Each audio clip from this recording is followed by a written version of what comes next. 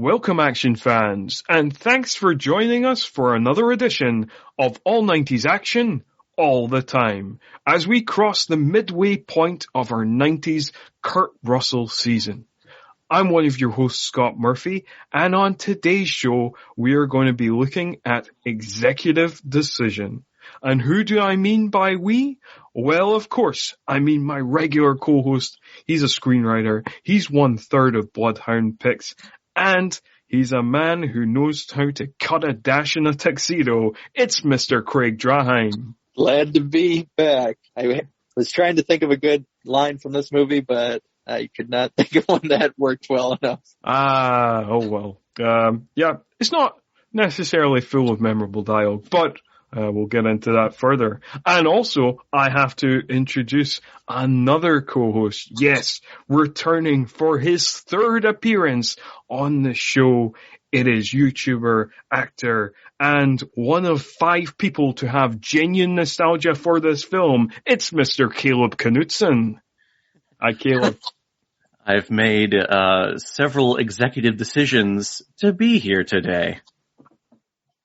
That's there we go. There we go. Caleb did it. He managed it. Just not from the movie, but yeah, he said the title of the movie, just like they do in the movie, and we'll discuss that as well. Hey, now before we get into it, as always, a bit of background on the movie for y'all. Executive Decision was released on March 15th, 1996, which means it is celebrating its 25th anniversary this year.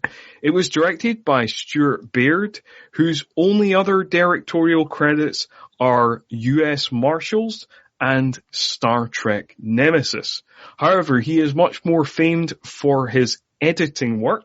He edited such films as Tommy, Gorillas in the Mist, Skyfall, and a whole lot of Richard Donner pictures, including The Omen, Superman, and Lethal Weapon.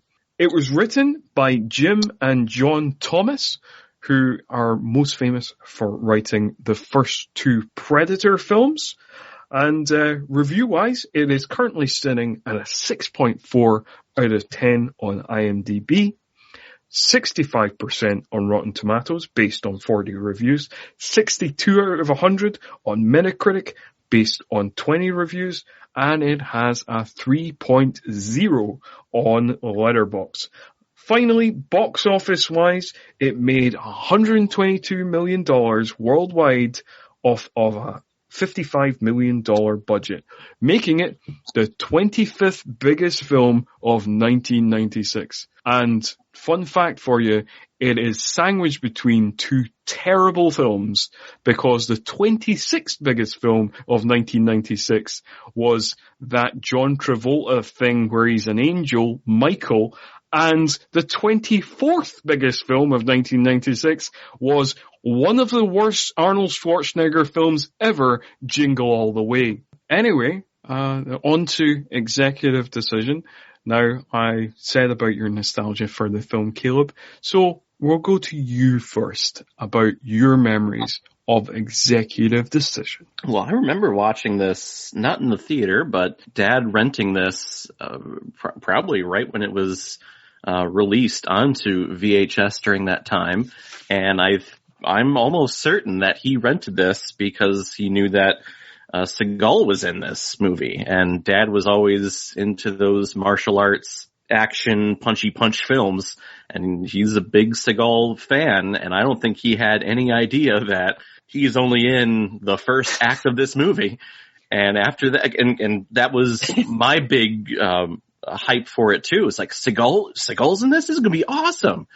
And then he's not, and I'm like, what? He's gonna come back, right? He's gonna like fly and get on the plane? But yeah, no, was my first blood with this movie. And then, as I was telling Craig before, I would see this always like on some movie channel on cable, USA, TNT, whatever it was, and I'd always catch it near the end.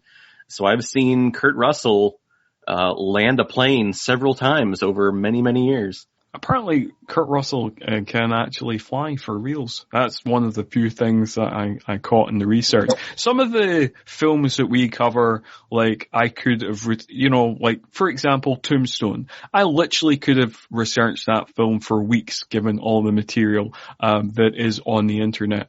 This film, not so much. But one of the things I did learn that was Kurt Russell can fly.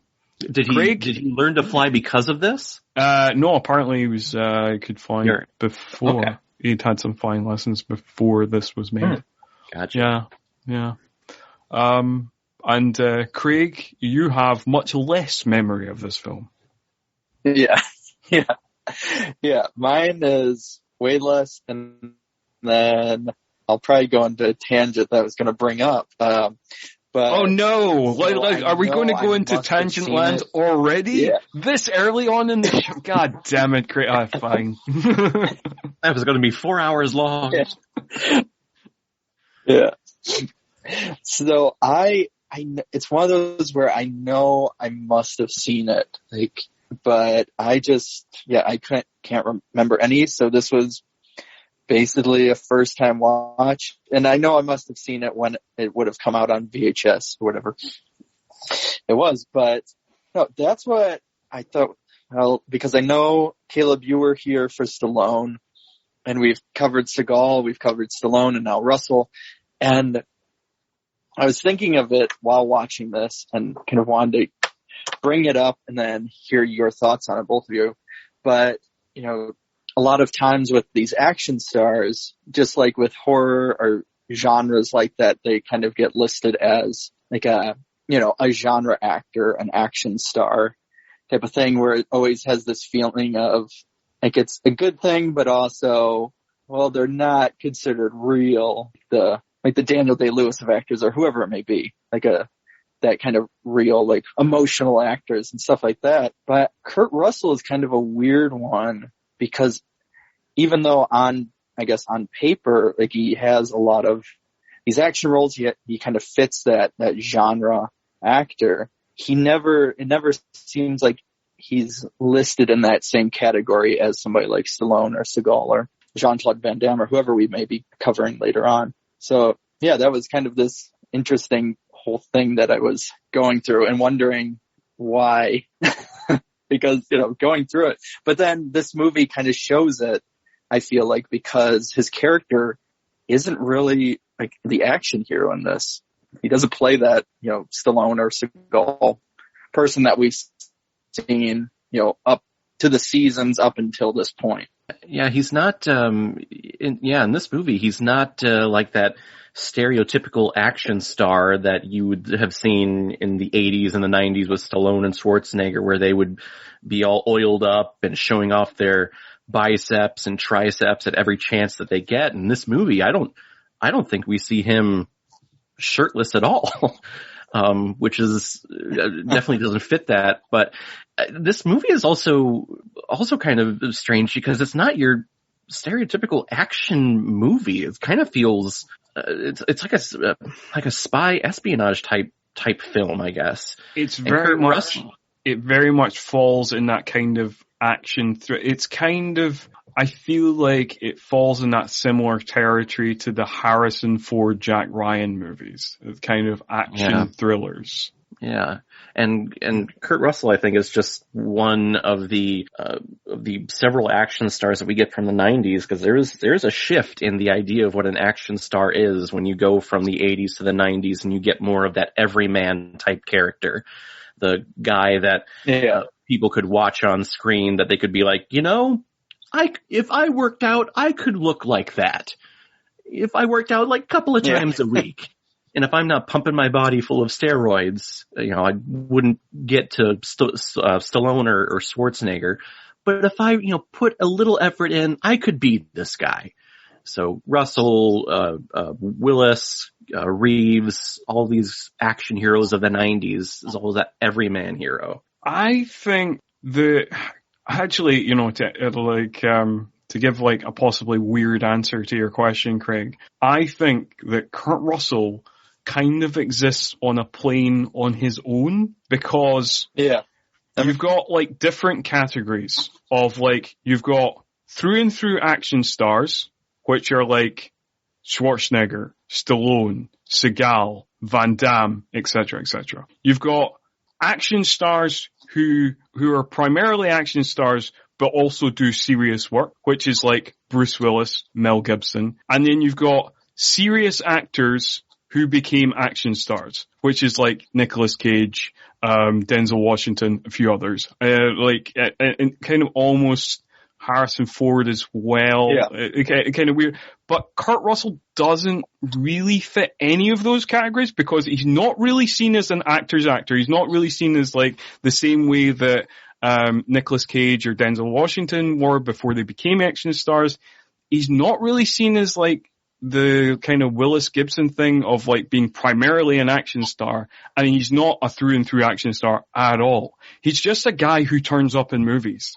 Like I do feel like he exists on like his own category, and like he's cool, and I really like Kurt Russell, and he does this Kurt Russell thing, which tends to be, I mean, it's a bit different in this movie, but it tends to be one of two things. He's either doing the kind of badass, the kind of stoic badass, which he does a lot, he does it a bit in like Backdraft and in Tombstone and actually Stargate as well. But then he does that, and then he does like a goofy badass, which is like, Tango and Cash, like Big Trouble in Little China, like more recently Guardians of the Galaxy Volume 2. And that's kind of his two main modes. But like this, he's a little bit different, I suppose.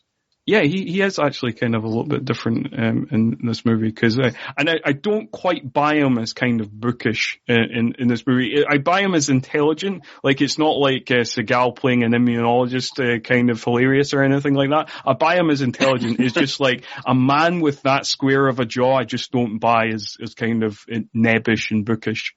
Wait a minute, you don't buy him as bookish? They give him glasses. Oh well, sold. Sorry, Caleb.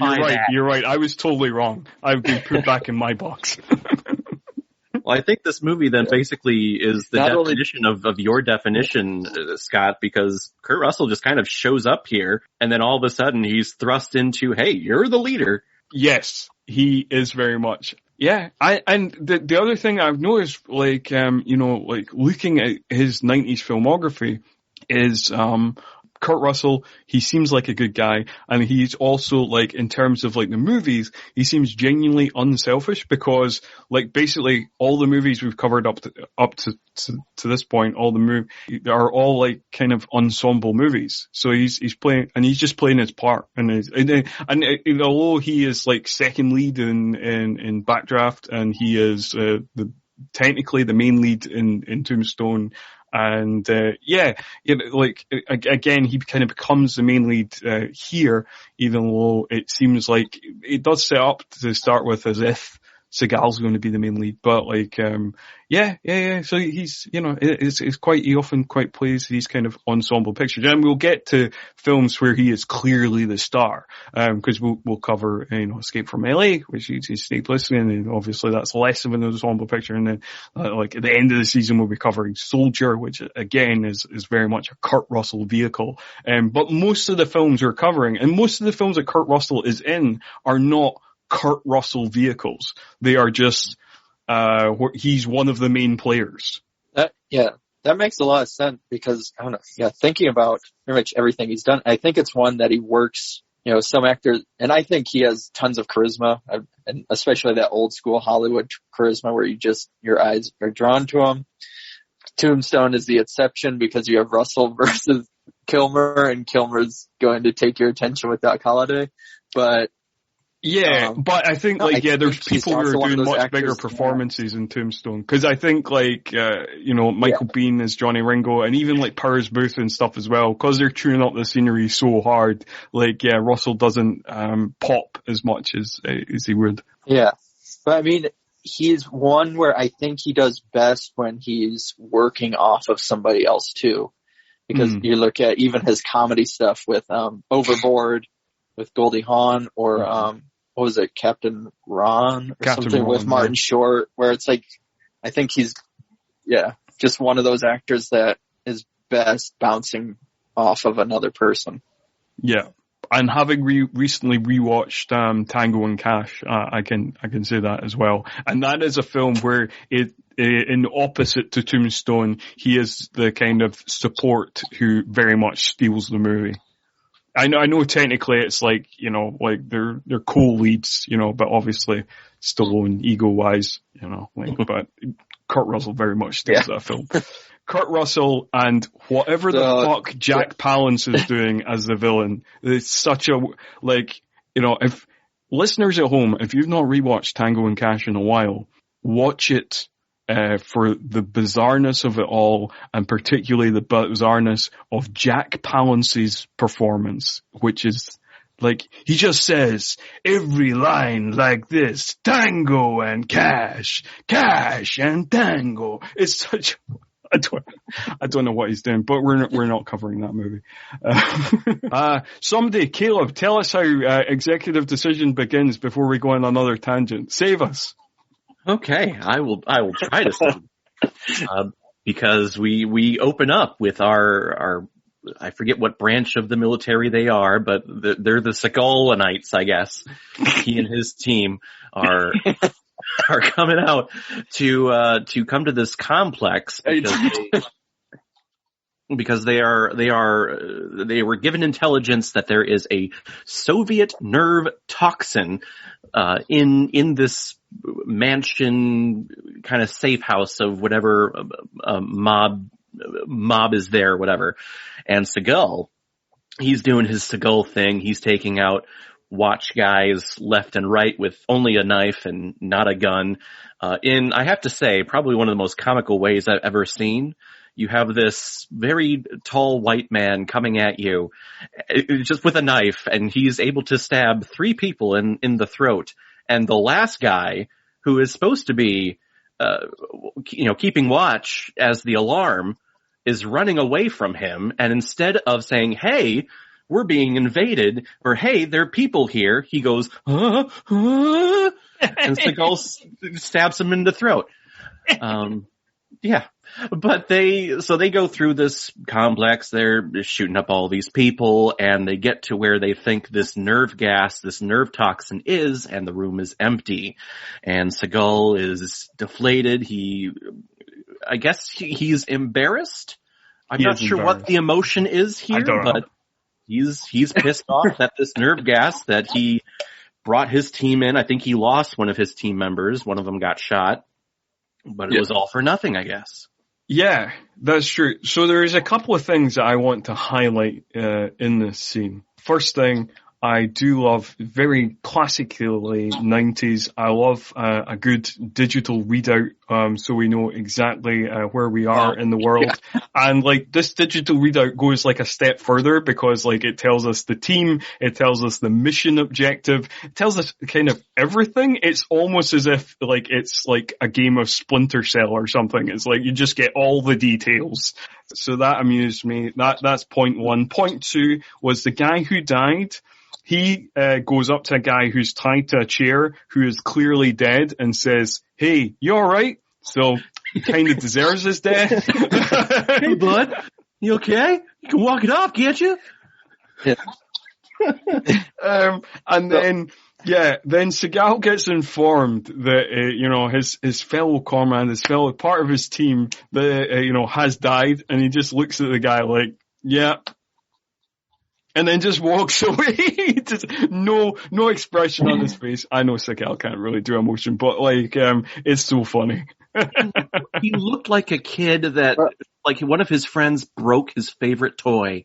Like, he has his gun cocked and loaded, and his arms just drop, and he goes, and then he just kind of slowly sulks away out the door. Just, woe is me.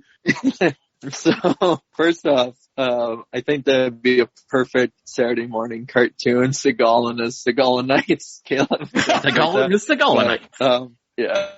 That's what we're going to call them from now on. Yeah. But that is actually and this pops up so much, and that is that they're like special forces, they're the best of the best or whatever. And throughout this whole movie, with the exception of, well, even the end, is that they're all like so clunky and bumbly. Like they're not like the most precise special forces. They're noisy, everything about it. And that typing where it does the digital readout, it was by the end, it was starting to get to me because you even hear the like typing sound. Like, okay, we get it. We get where the location is. We don't need it. But it seemed like every scene for the first 30 minutes is, oh yeah, here's where we are. And it just, I love, like, in the very next scene where we're introduced to Kurt Russell, who's taking Chekhov's flying lesson, we're introduced in the digital readout, and it says in the digital readout, David Grant, PhD, Becking Research Institute, consultant to U.S. Army Intelligence. And you're like we didn't, could have presented that in another way, I suppose. You know, it could have, it does get out of hand because even at the end of the whole unsuccessful raid, it says objective or toxin unrecovered. Yeah, that's what made it feel like a game of Metal Gear Solid or Splinter Cell or whatever. It's just like it's the opening mission. I couldn't gather that from the empty room, so thank you very much. But yeah, you're right. Not even the empty room, but yeah. But yeah, so that plan is amiss, and then we flash forward 3 months and Grant, our introduction to Kurt Russell as his full name, David Grant. David Grant, PhD. We don't know what his PhD's in. Doctor. Yeah. Dr. David Grant. He's taken flying lessons of a small little aircraft, and here we get the sense that he is not the most decisive person, I guess we should say, since the movie is executive decision, because he's second guessing everything about how to land this small little plane, even though he does have his teacher, his coach next to him. But he's thinking, okay, the flaps, landing gear, reduce my speed. Oh God, what am I forgetting? And the teacher says, hey, just fly the plane. You're doing great. You haven't forgotten anything. But and that's that's why I think it feels so different. And what I was talking about before is that throughout it, they really push this whole thing where he's very much deciding from an intellectual perspective. Like he needs all the information he can before he's willing to make any sort of decision. And that's part of it, of like the teacher kind of saying, you're really good at it. And you were good at it weeks ago, but you just need to do it. You can't, you're overthinking everything. Yeah. You just need to trust yourself and go with your gut as opposed to your brain. Even though, the brain does help a lot of times, especially when you are making very big decisions, like, do we shoot this plane down with nerve gas or what? But yeah, that's true. But, the film tries quite hard to be like, this guy's a nerd. He could never help out in a kind of action situation, and then that's kind of supposed to be the kind of whole journey of the movie, I think. And I think I remember that the first time I watched this, thinking that, God, he's such a nerd. There's no way that he could do the stuff. We need Seagal on that plane. Like the first time I was so upset. Yeah. For sure. But we'll get into when Seagal dies, later on, but very much, this movie would have been 80 minutes if Seagal got on that plane.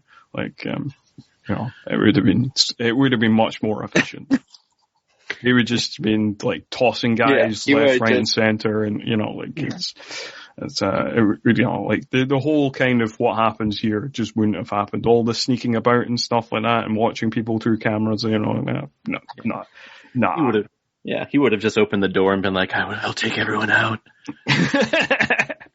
Hey, you with your AK-47, come over here so I can break your neck.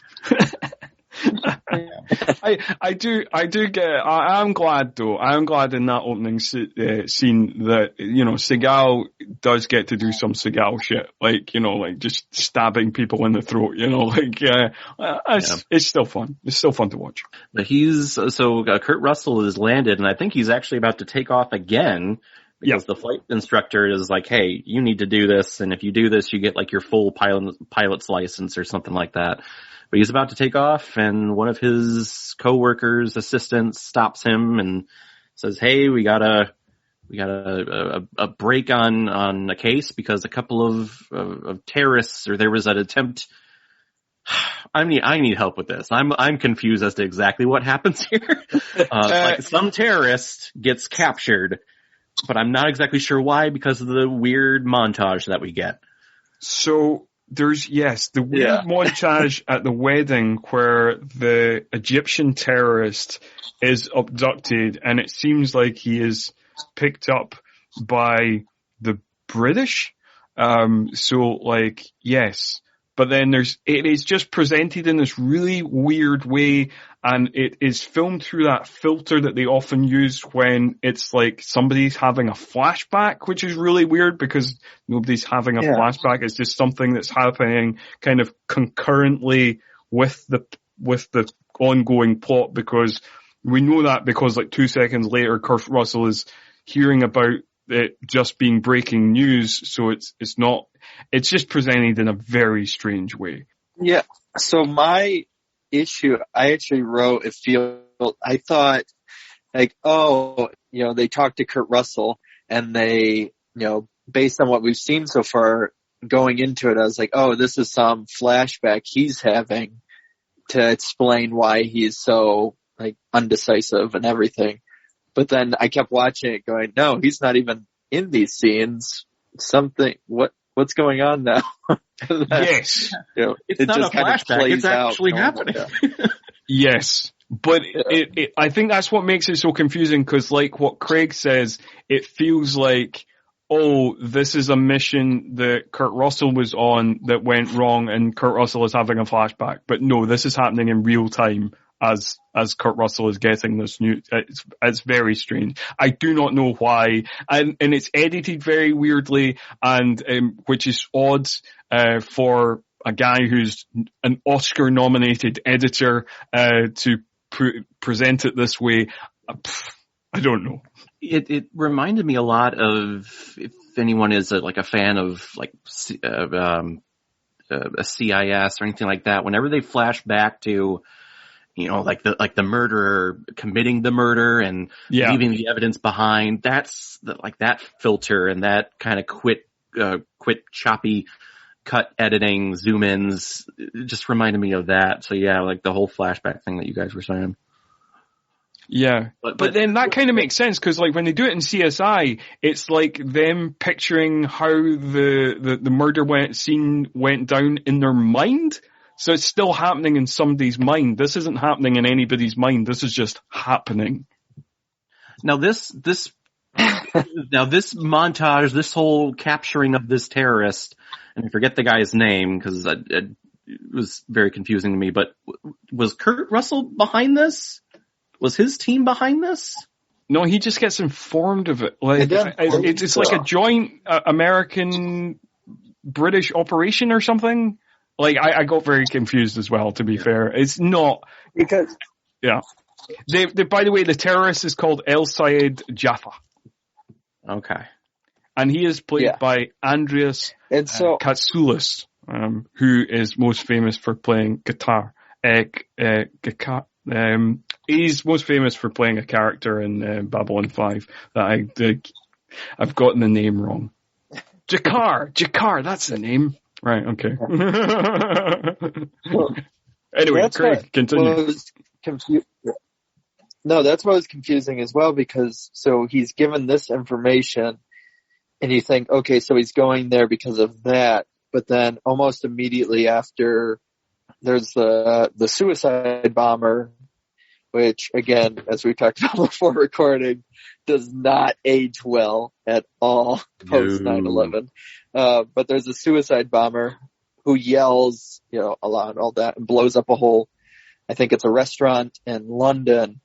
And so that's where I was confused as well, going, okay, so is he getting the call and going with them because of the capture of this man, or because of now the suicide bomber, or like what? Yeah, the suicide bomber really doesn't. Which, it doesn't necessarily matter, but yeah. The weird thing, that scene, with the suicide bomber, and like, fun fact, when I watched that scene, I was like, I recognize that actor. Where is he from?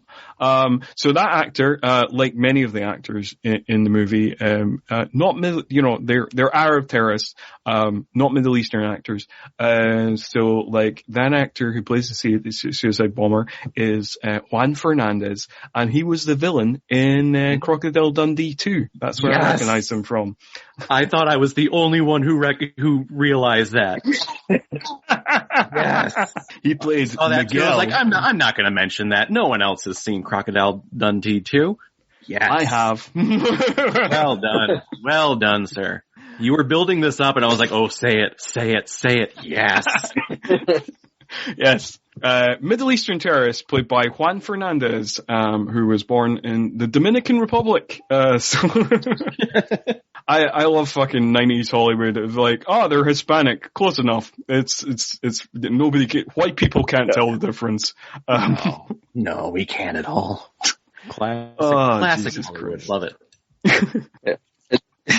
So this is kind of what takes us to, again, one of the most outdated elements of them being on the plane, these group of terrorists, and you're seeing all of the equipment that they bring on and are able to make like they're basically keeping guns inside of camera cases and like all of this stuff, and you're watching it going, oh, no, nope, that wouldn't happen anymore. Yeah, but even in like, this is set in like 1995, I was like, can they just plant guns on the plane before takeoff and then go through customs? Like, this seems, how are they doing this? I was trying to remember, like, do we get a reveal as to how, because all of these AK-47s, which I guess was the terrorist gun of choice back in the 90s. You watch any James Bond film, all the evil guys have AK-47s. How they're just sitting behind like the food trays, like down below. I thought we were going to get a reveal as to how these got on, but we don't get that at all. No. And we don't get anything like, because clearly there would have had to be time where they went through customs and pretended just to be normal passengers. So they would have had to plant the guns ahead of time. So there would have been a time where they were not yet, they went off the plane and went to go back onto the plane, that the plane would have just been like the crew and how no air hostesses or anybody spotted any of these guns as the passengers came onto the plane, also unexplained. Maybe we shouldn't look too far into the logic of this. You're right. It's 90s action. We shouldn't. We'll let this one slide. They just they planted guns on the plane. It's fine. They also planted a bomb in it doesn't matter. Yeah, and it's not just a little bomb. Like no, that would have taken a lot of effort to put that in cargo. Yeah. But anyway, but yeah, we're getting onto this plane and it's all kind of like what Craig was saying. It's all kind of pieced together. There's a terrorist that blows up a restaurant and that kind of deters the attention of the U.S. government a little bit and Kurt Russell. But then we just see people just getting on this big ass plane and they're taking off for America, which I want to bring this up. This plane is huge. Has anyone been on a plane this big? Shoulder to shoulder. I'm like, really? Any plane that I'm on, you're squeezing to get through everywhere. That's true. It is. So I've been on a plane overseas, and it was a larger plane, but still, that was one of my notes of this. I'm like, man, even being in like these little corridors, they have a lot of room to just kind of move around and do whatever when they're sneaking later on in the movie. That's very true. Like, cause I've been on a really big, because I've flown to New Zealand, from the UK, to New Zealand. And obviously the kind of Emirates planes that fly, it's one of the longest distance flight you can take from the UK, to New Zealand. And, so it's a massive plane. But like, yes, the walking space is still not that big. So yes, this was ludicrous size plane. Just we needed a big plane to give people enough room to have dramatic scenes with each other, I guess. Yeah. Also, we should point out some of the characters. So we're introduced to Halle Berry's character Jean, and we're introduced to a friend of hers as well, who I've just put. Oh, that other basically in my plot notes, I've put that other air hostess is going to die because Halle Berry gives her like a little present for her wedding. And as we all know, if anybody is close to their wedding or close to retirement in an action movie, marked for death. Yep. And so there's actually a point. So that lady, she's wearing, she has red nail polish on. Yep. But when she goes down into the basement and gets, killed by her head hits that thing, she doesn't have nail polish. I noticed that. I did not notice that. Well done for that catch. I didn't notice it either. Yeah. Well done. Symbolism, I tell you. Yeah. But just keeping notes on the cast, that character, Allison, is played by the late Mary Ellen Trainor, who had a recurring role in the Lethal Weapons movies as a psychiatrist. So there you go. Well, and then there's also the other stewardess, Nancy, played by Marla Maples. Who that is true. I only know because she made a guest appearance at WrestleMania 7. That's all I know her from. Yes. There's our wrestling note right there. There's a wrestling note right there. As is required on any podcast that you come on, Caleb, yes, there always has to be a wrestling note. We made more wrestling notes in the Backdraft episode because Craig was away, and then we can just go at it. But yes, Marla Maples, who was married to Donald Trump at the time. Yay! Good. Cool. Moving on swiftly, like real swift. Trump would have been like, if this was my plane, this never would have happened. I make the decision now. Crash this plane now. You know what, Caleb? That's a really good impersonation of Alec Baldwin doing an impersonation of Donald Trump. That's the best I can do. Excellent. So just linking back to the Backdraft episode. So in Backdraft, we had the late actor J.T. Walsh playing a shitty politician. J.T. Walsh also appears in this movie. And Caleb, what does he appear as? Well, I think we're going to put him in the same category as Kurt Russell, according to Craig. He's one of those actors who plays the same role every single time. He is a shitty politician. Yes, indeed he is. Last time out, he was a shitty alderman. This time out, he's a shitty senator. And he's one of those just supporting actors who gets cast in everything. It's amazing just how much stuff he just pops up in, and they're like, oh my god, it's J.T. Walsh again. How do you keep getting all these roles? But good for you. Yeah. He will appear again in this season.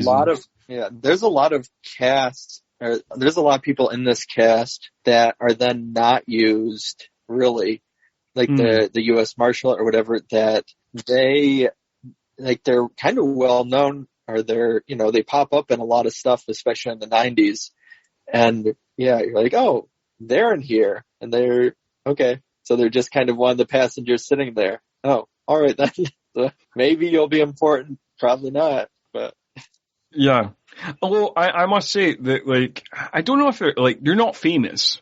They're like people you've seen in things.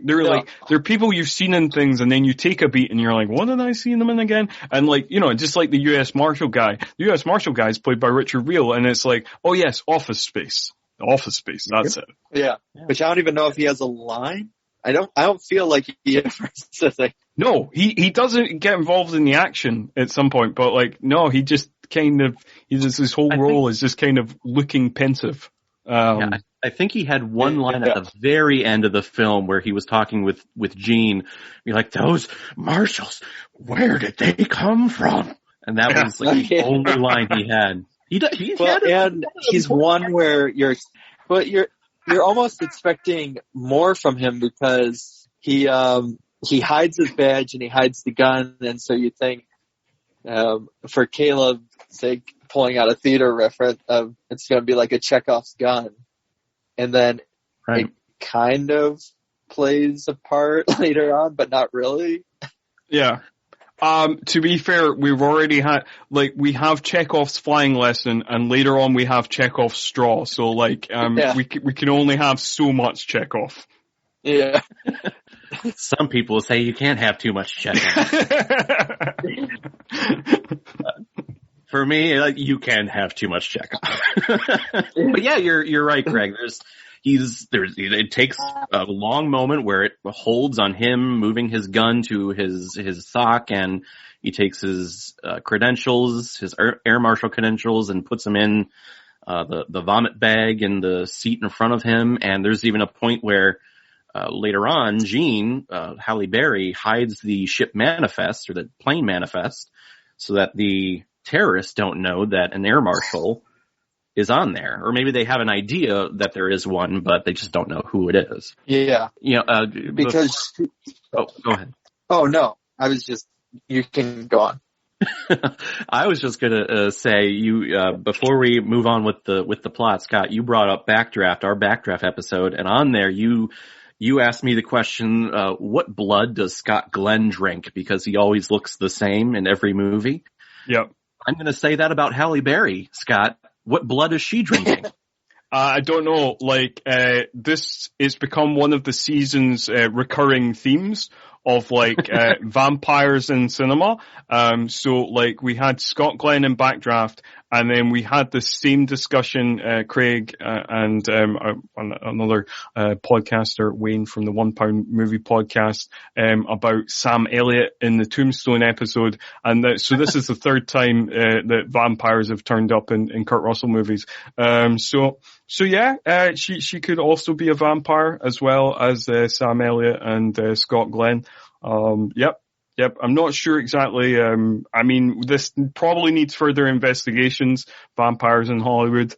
That could be an episode unto itself, I think.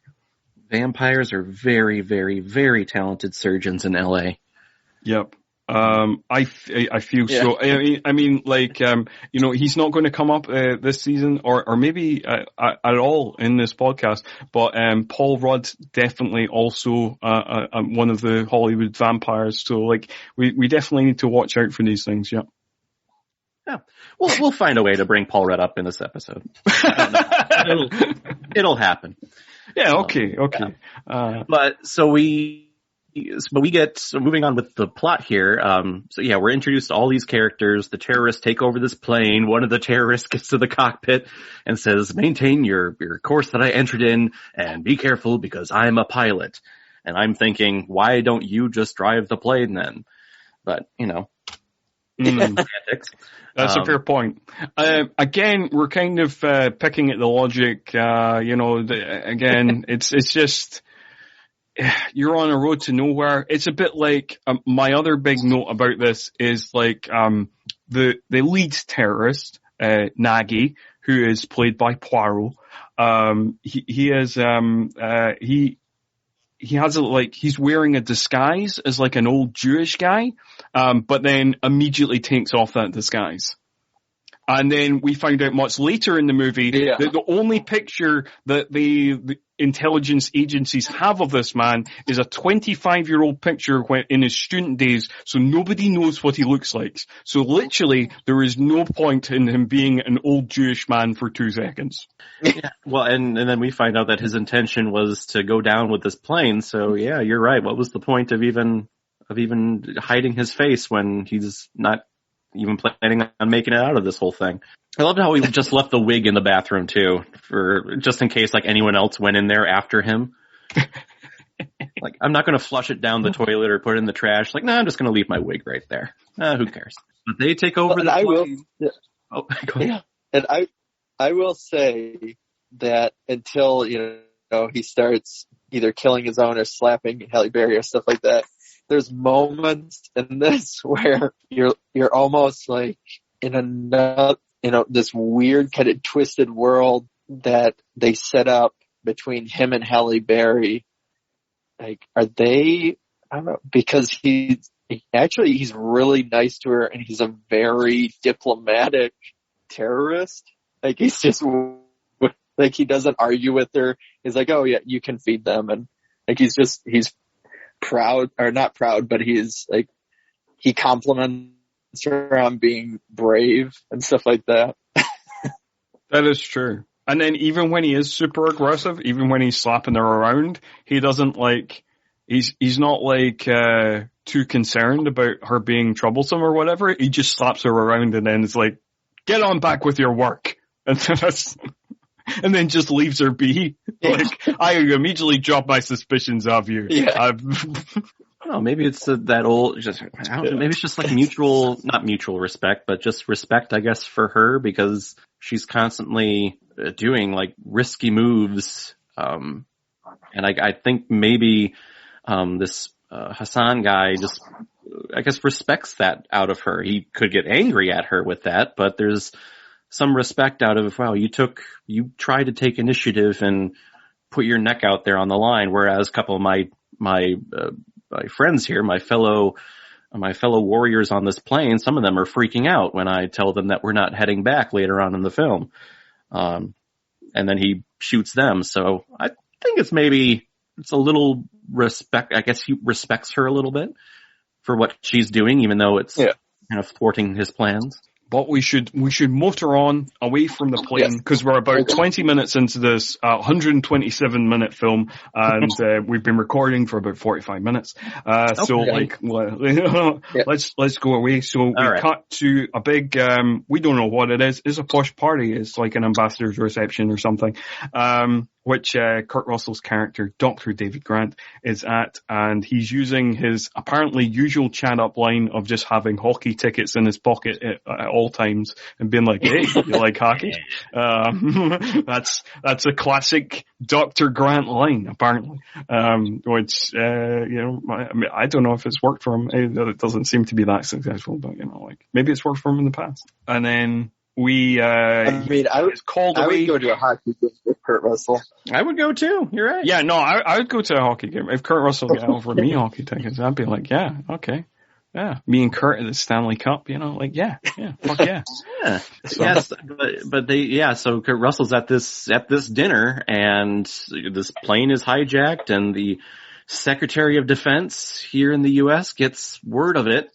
And they want to bring in everyone that has any knowledge of this terrorist group, and Niggy, anyone who has any information on him. So they bring in Kurt Russell, and then they bring in the Seagalanites, or at least the leader of the Seagalanites, Steven Seagal, what is his name here? His name Austin Travis.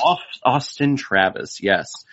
But they bring him in for a meeting as to, hey, how do we take this guy out with the least amount of casualties as possible?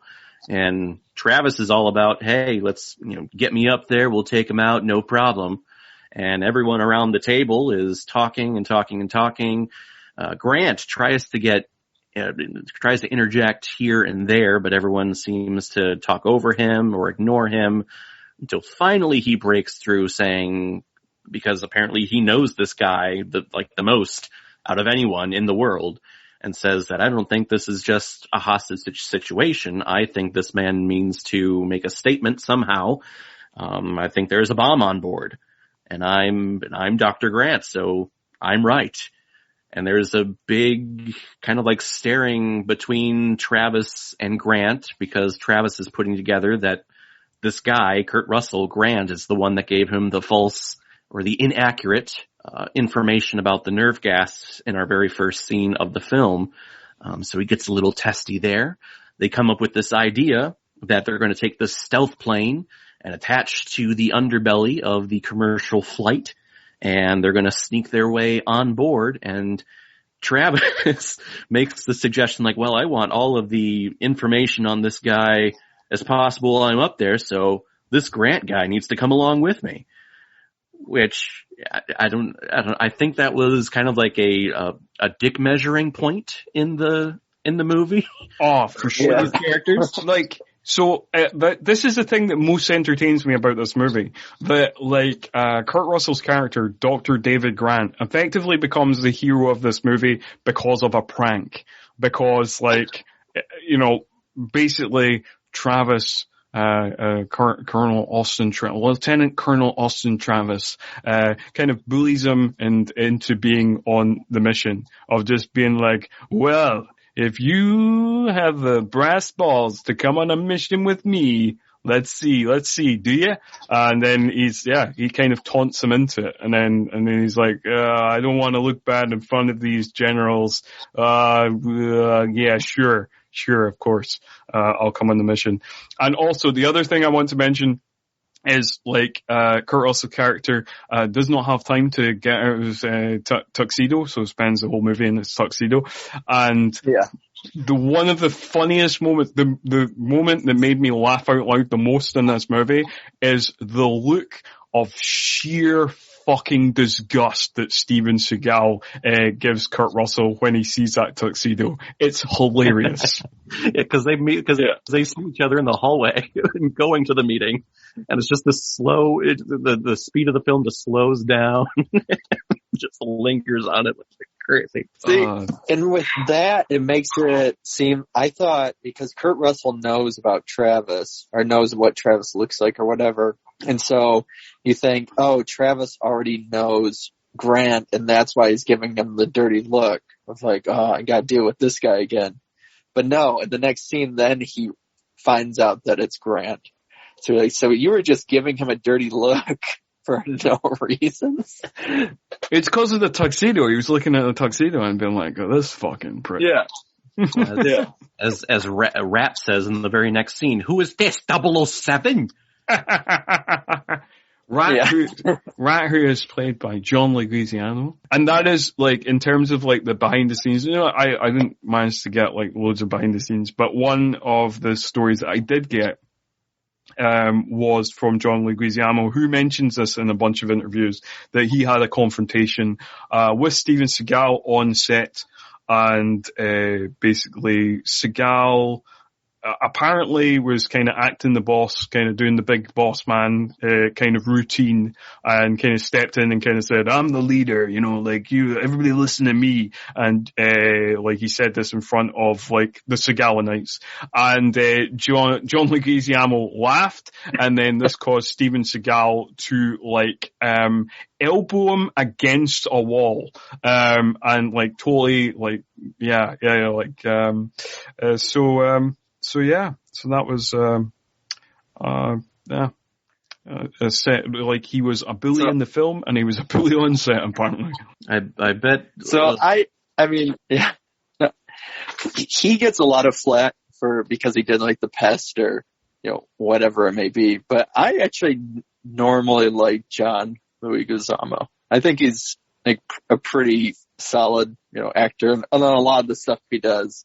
And he's always like one of those actors where I'm like, man, I wish you got more, like a bigger role in certain movies or things. Even like, I watched The Happening recently to kind of do the rewatch of, well, maybe this isn't as bad as I remembered. And watching it, I was like, I wish you were the main character because you were way more interesting than anything else. Yeah.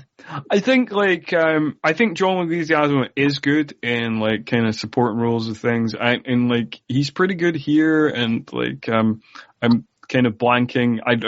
He's pretty good in Summer of Sam. I remember liking him in that. He's good in other things, but I think like, part of John Leguizamo's problem is like the things that he's most known for, I believe, is that movie, The Pest, and also being Luigi in the Super Mario Brothers movie. Yeah. Yeah, that's what I was gonna say. You're like, you'll always be Luigi to me. Yes. Well, I bet he had a great time in like the second 2/3 of this movie then, if that's how Seagal was behaving on set. Yeah, apparently so. So, like, yeah. Although, apparently, again, according to the behind the scenes, he ended up, it wasn't like a kind of big thing, but apparently he ended up in something of a little shoving match with Kurt Russell because, John Leguizamo was improvising lines and apparently Kurt didn't quite like that. And then, it didn't turn into like a major, like, I don't think any, it was described as a shoving match, so I think it was just like one of those kind of little things that kind of blew over pretty quickly. It was just jeez. A lot of drama on this film. Thought everyone was having fun and a good time. Well, jeez. Yeah. So, all right. So, kind of going to the plot. Yeah, going to the plot. I know one of my notes is that with Seagal too, is that he just doesn't listen, because Oliver Platt is telling him, like, when we're starting to get into the sealing of stuff, or when they seal the, the latches to get onto the plane. Yeah. It's like, I can do it all from here. But Seagal keeps telling him, you have to go in. I want you to go in and do it. And so there's all these elements of, like, you're kind of signing your own death warrant, Seagal, because literally a lot of this stuff wouldn't have happened and the plane would have been destroyed and everything if you just kind of listen to these experts. I don't think I think he is listening. I don't think he's, my takeaway from it was not that he wasn't listening. My takeaway from it was he is a school bully. He hates nerds and he wants to put nerds in dangerous situations cause it amuses him.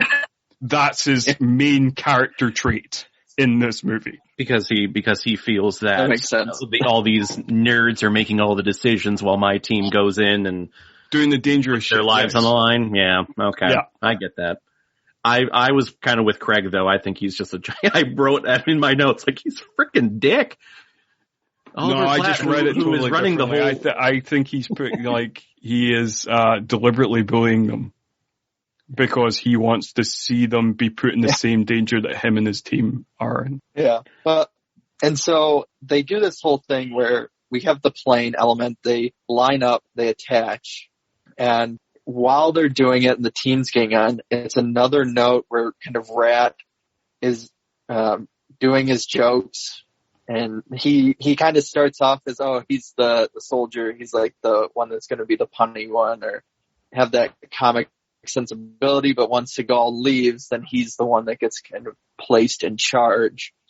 And I wrote it again during it that these special forces are just so bumbling around. Like, they're not smooth at any of this. One of them breaks a vertebrae in this whole process. You know, some of them, Seagal dies. And it's just a simple climbing up a ladder and all this other thing. Yeah, it's true. But this is the big point. This is the big twist. I think this is what, if people remember this movie, I think they'll remember it for this. So, this is a 127-minute movie. I don't know how it's that long, but it is. Seagal dies at 42 minutes and 27 seconds into the film. I paused when he died, and like Caleb, when I first saw this movie, because he just shoots off screen, like he gets sucked out, he shoots off screen. Having seen a bunch of Steven Seagal movies before I saw this film, I was just like, oh well, he's probably just hanging out in the wing, and he'll come back in like 20 minutes. Nope. But no, he's gone. He's just done. He's done. This is like a Game of Thrones death. There's no glory. There's no poetic meaning behind it. It's just, he's sucked out. He saved the team members that he could, and he did. Yeah. Cappy gets injured, who's played by Cappy's injured, who's played by Joe Morton, who is always a tech guy in every single movie that he's in. And is responsible for Skynet. Yeah. Going off of what Craig is saying about all these actors with range in this movie. Yeah. Skynet, Terminator. He is the tech guy in Speed, Smallville, Justice League. Yeah. Yeah. Yeah. Yep. And there's always, in this movie, he's just like, he does well with technology. In most things that he is involved with technology, there is serious repercussions. I don't know why people keep putting Joe Morton round technology, because usually, there is dangerous things happen, when he interacts with technology. So yeah. Well, and that's what I'll say about this movie and about the Seagalinites is that based on kind of all of the other action movies we've seen. And during this time, you would expect the Special Forces team to be made up of, the usual suspects of action film side characters. But no, this Special Forces team is kind of, it has him, it has John Leguizamo. It's kind of a weird, non-traditional bunch. Yeah. It is fairly Wong. Yeah. B.D. Wong, who's most famous for playing Dr. Henry Wu in the Jurassic Park films, and whichever Law and Order he's in. And it is an interesting group. Also, the actor playing Baker is Whit Hubley, who I confused for another actor throughout this entire movie. Can you guess who I confused Whit Hubley for? Let me take a look at. No, I don't have a picture of him. I'm gonna say he kind of reminds me of Hammer. What's his name? The guy from Social Network, the guy who played the twins. No, I was very much because Armie Hammer's much younger. Armie Hammer probably would have been 12 when this movie came out. So, I was not confusing him for Armie Hammer. No. So, Whit Hubley was in Top Gun. But I was confusing him with an other actor from Top Gun, Rick Rossovich. And Rick Rossovich plays Val Kilmer's flight partner in Top Gun, and also plays that legendary character in Terminator who says to Arnie, "Don't make me bust you up, man." But he's not that. It's different. That's not him. Not him. It's not Whit Hubley, Rick Rossovich. So apologies to Whit Hubley. But they also, if you look them up, there is, you can see a picture of them in Top Gun, sitting, Whit Hubley's character is sitting just in front of Val Kilmer and Rick Rossovich's character, in Top Gun. And they look quite similar. I feel like it's an easy mistake to make. I'm gonna, were we there, Craig? Were we there at the same time? I don't think we were. Anyway, moving on. Well, we'll go back to yeah. So moving on to the plot. So this is kind of where most of the movie from here on out, there's you're getting almost these three storylines, and they jump back and forth rather frequently, which is kind of hard for my notes because I have general of this happens, but then remembering, oh, well, while this is happening, it also jumps to the stewardess or stuff like that. So you're seeing the terrorist group and Halle Berry, who's Jean, and kind of how they're handling things. And then the pilots even have a little sub-story. You're seeing the Seagalites plus Grant and, I can't remember Oliver Platt's character's name. Cahill. Yes. Dennis Cahill is Oliver Platt's character's name. And then you have basically the Secretary of Defense with the generals and them making decisions on stuff like that. So you kind of, throughout the rest of the time, you have these inner workings and kind of switching back and forth rather frequently of these kind of three-ish groups, I guess. Yeah. Oh, I did want to, if you don't mind, I'll interject very briefly, with another quick side tangent. So the other kind of behind the scenes story that I got from this movie, was there was apparently a persistent rumor that, Kurt Russell, got Steven Seagal kicked off the picture because there was various sexual harassment claims, and stuff. Bad shit was starting to be heard about Steven Seagal at this time in the 90s, and Kurt Russell was uncomfortable with that and got him kicked off the picture. However, this rumor has been proved to be false, because checking, there is a website called Daily Script that I've checked in a few other episodes, and that website has a 1991 draft of this script from Jim and John Thomson, and that character always dies, always died at this point in the movie. So that is false. Seagal was always just going to be in the movie for this short period.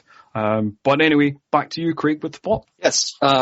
So now that Seagal is dead and all of that, and their radio equipment is gone because they couldn't bring that up, Cappy, his vertebrae is broken. So half of the team, they basically, Rat and Grant start to butt heads a little bit. And Rat, throughout the whole thing now, he just wants to go on and get it done because they only have like a 4-hour window.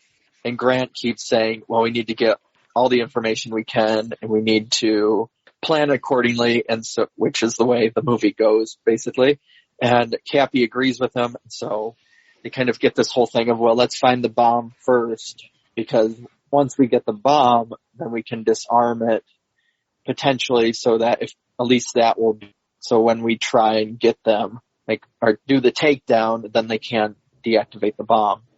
And so after they set up Cappy, they basically go on a search to find the bomb, which is mainly B.D. Wong is the one looking for it, while then the rest of the team then start going into the roof or even underneath of this plane. Again, a lot of room, and setting up the cameras to start seeing all of the different terrorists and trying to figure out which one is actually the leader, and Grant has to listen to their voices because all he knows and can go off is their voices. And then during that same time, we have the senator who is kind of told by his assistant, I guess, that this would be a great use of time to kind of maybe negotiate with the terrorists and then kind of be the savior, because that would make him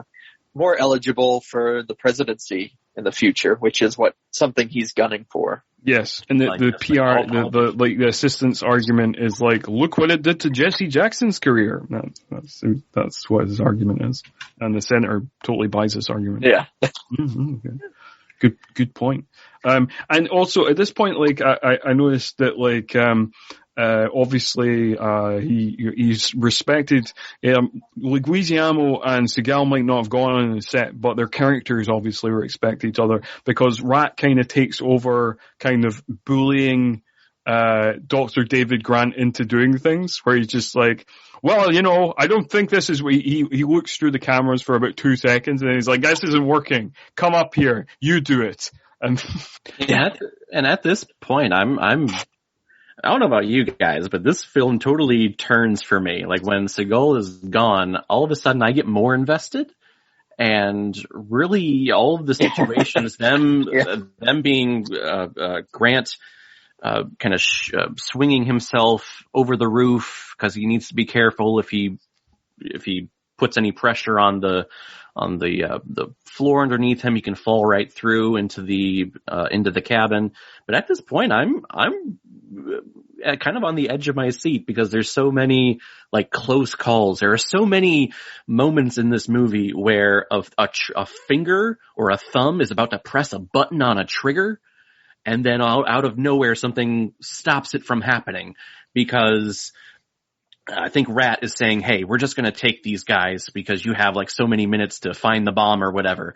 We're just going to take these guys. But then B.D. Wong in the baggage area finds the bomb and finds the nerve gas. And before he blows the lights, almost kind of ruining everything, they pull back and they go down to the undercarriage, I guess, and they see this really high-tech bomb, but their main bomb diffuser, Cappy, he's paralyzed. He can't do anything. So they need to have Oliver Platt, who is only there because he had the plane technology of the stealth plane. That's the only reason he's there. He's the one, because he's an engineer. He's going to help diffuse the bomb, because engineers and computers and things. Yeah. As Craig mentioned, these aren't kind of your stereotypical action hero commandos. This isn't like, you know, the team in like Predator or whatever.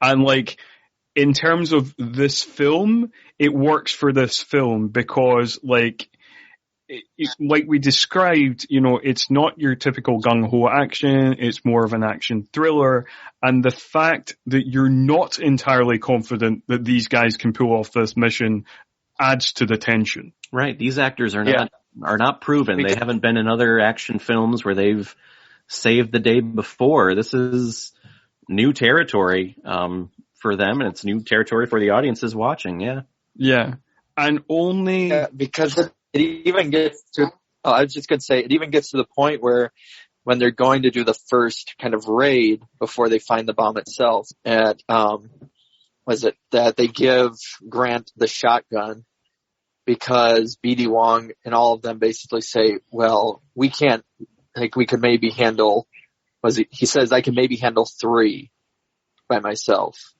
Yeah, 3 or 4. You know, they're pretty honest about, how much they can actually accomplish instead of, like you were saying with Predator, it'd be, you know, or even if Seagal was still there, it'd be that he was a one-man army and could just take them all out. Seagal would take out all of them with a knife. That's right. Yeah, for sure. Yeah. So in this, after the first little Grant going around trying to locate the main, the leader of this terrorist group, we have our first little meeting of Grant, I guess kind of meeting, between Grant and the stewardess Jean on board. And this is kind of where they begin their whole connection, where they have a moment where Jean kind of hides Grant because he's lowering down into the little elevator conveyor belt thing. And she kind of covers the little window so that Hassan doesn't see him. And this is kind of where they begin their trust with each other as to she can be their eyes and ears in the cabin while they kind of go above and below, trying to storm everyone. And I don't know about you guys, but I do like their relationship, even though they don't really ever meet until the very end. Which I agree. I like that dynamic, but I was going to say I almost wish they utilized it more because it feels like she does the quick scene where she finds somebody with an electronic device, potentially, and then at the end, and I remember thinking, oh, that would be interesting if this was kind of, you know, it became more of Halle Berry's movie, I guess, moving forward of that. You followed her more so on her trying to relay this information back or stuff like that. But I like it. Yeah, I like the dynamic. Yeah, I agree. I like the dynamic too. But I like Chris says, I agree with that point as well. They could have beefed it out more. This is the point I kind of mentioned earlier where they kind of, Nagy attacks her, but then is just like, get back on with your work. And like Hassan, he is, strangely uncurious, in terms of like what is going on.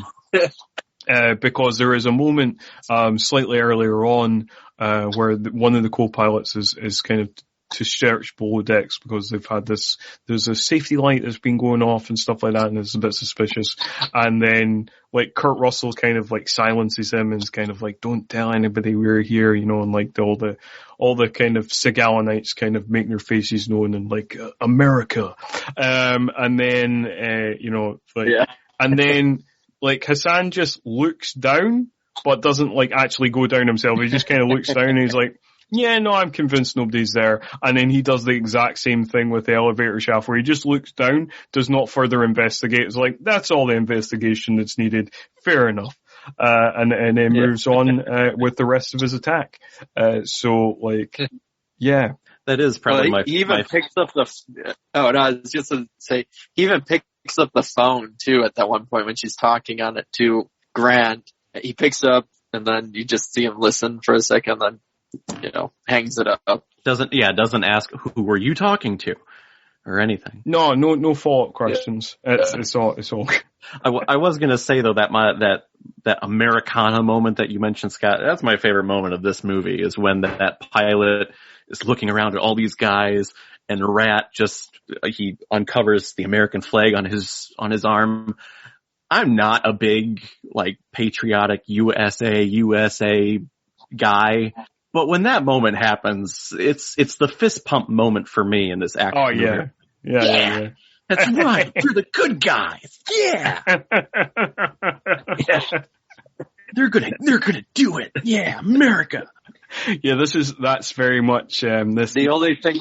Oh no, all I was going to say was the only thing that would have been better. You can go, Scott. I was just going to quickly say that that moment is this, America fuck yeah moment. That's all I was going to say.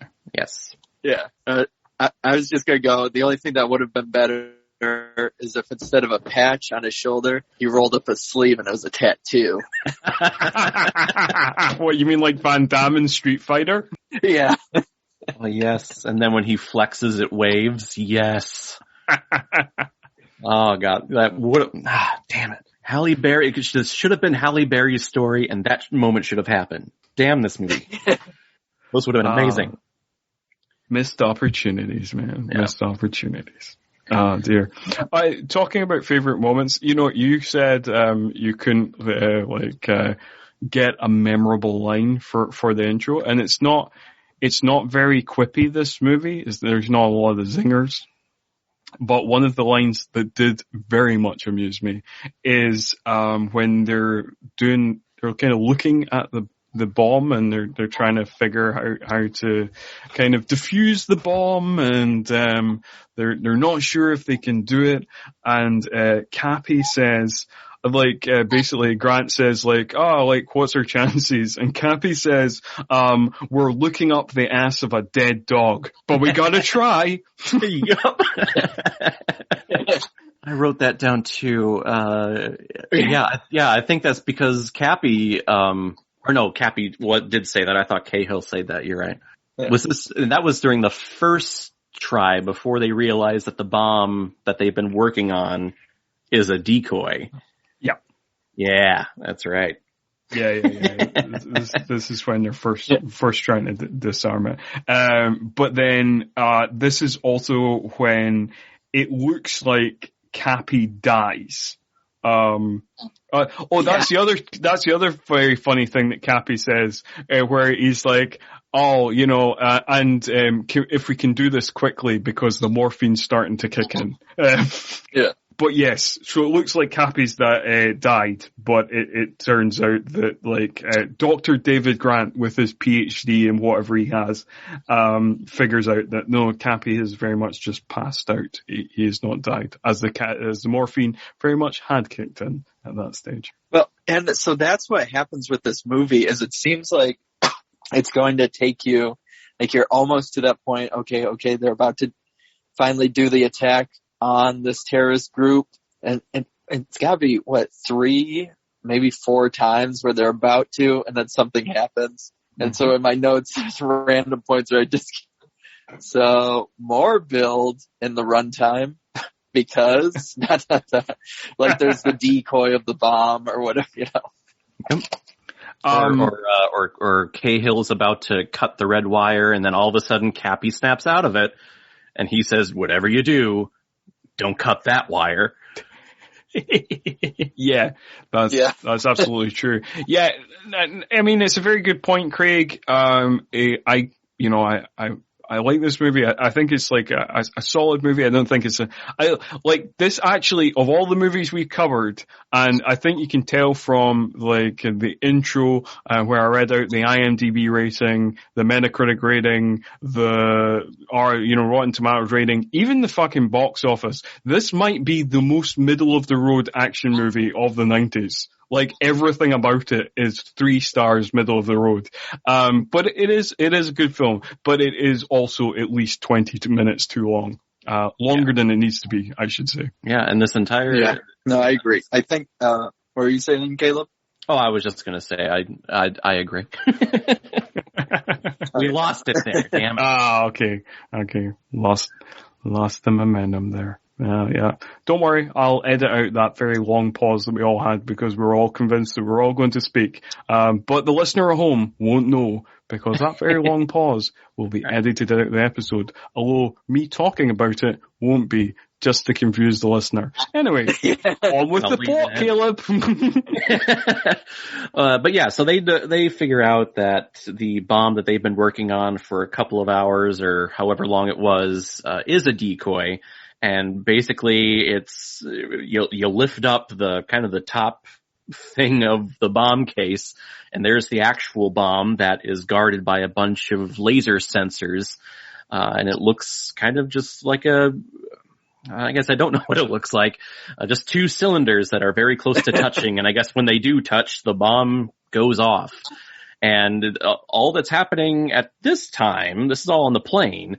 What's happening back in Washington is they are getting closer and closer to the eastern seaboard and getting to that point where they need to make, drum roll, an executive decision of, hey, do we let this plane land because that's what they say they want to do, or do we blow it out of the sky? We can, we'll lose about 400 people, but in the big picture, we'll save countless thousands more. So what do we do here? And apparently the president is out of the country, so he can't make these decisions. Because there's no phones and stuff. Yeah. It's interesting. I loved that little detail. Like, why isn't the president a character in this movie? Well, he's not in the country. Oh, okay. Yeah, he can't be involved because as soon as he's not in America, they can't reach him by satellite phone or whatever. I love we've talked about it with a bunch of the actors in this movie. I love all these kind of actors where they're like, I know that face. Where did I know that face from? And the guy who actually says the title of the movie, Executive Decision, is playing the Secretary of Defense. His character is Secretary of Defense Charles White, and he is played by Len Carew. And this is going to be totally random for most people, but when I was a kid, I used to regularly watch Murder, She Wrote, and he played a recurring character in Murder, She Wrote called Michael Haggerty. So there you go. That was the Angela Lansbury show, right? Yes. Yes. Okay. Yeah. Yes. And talking about random TV actors appearing in this movie, one of the generals is played by Ken Jenkins, who is best known for playing Dr. Bob Kelso in Scrubs. Yes, I saw that too. Oh yeah. This movie has the most random cast. Everyone was like, "Hey, it's an 90s." And then, yeah. So then, what we kind of get though, I realized. So now I don't even know where it's positioned at, but they also learn that they let the person go free, Jaffa, that they wanted to go free, but it's made clear that they're not going to be landing the plane and just turning around and getting away. As part of the deal was that they make it clear to Jaffa and to basically the United States who are listening in that this is going to be an attack, because I think which the rest of his team, I guess the terrorist group, does not agree with. It's just the decision he's made. Yeah. So this is kind of this movie in many ways is a kind of typical kind of 90s Die Hard clone, kind of Die Hard on a plane. There's a couple of key differences of why it's not a Die Hard clone, but this is one of the things where it very much follows those beats of you think the terrorist motivation is one thing, but then it's another thing. Although in this movie it was clearly flagged that it was another thing by Dr. David Grant. And also, this is a scene, so his second in command is he's not happy. Hassan's second in command, not happy at all with how he's going to go through with this plan, no matter what, even now that Jaffa's freed and they can just fly to Algeria if they want. That's the plan. And he was happy with that plan, but not happy with just indiscriminately bombing. And this is the movie's kind of like, we're not racist. Like, we're really not racist. We have a character explicitly saying this isn't about Islam, so we're not racist. Even though these are the most crudely caricatured Arab terrorists, totally not racist. So don't accuse us of racist, because look at this character. He's literally said it's not about Islam. And you know what? You have to listen to this movie. Again, Grant is smart because he wears glasses, and this is not about Islam because they said it's not. Exactly. Come on. Yeah.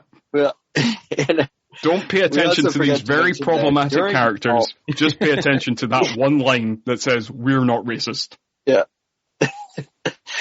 And we forgot to mention that on top of that, when they first think of disarming the bomb, kind of jumping around now here, there is a sleeper on the plane who basically can activate the bomb without, even if they're able to deactivate it. So now they have to figure out, because they need more runtime to the movie, that they have to figure out who the sleeper cell is so that they can get him so he can't activate the bomb while they're also doing their attack.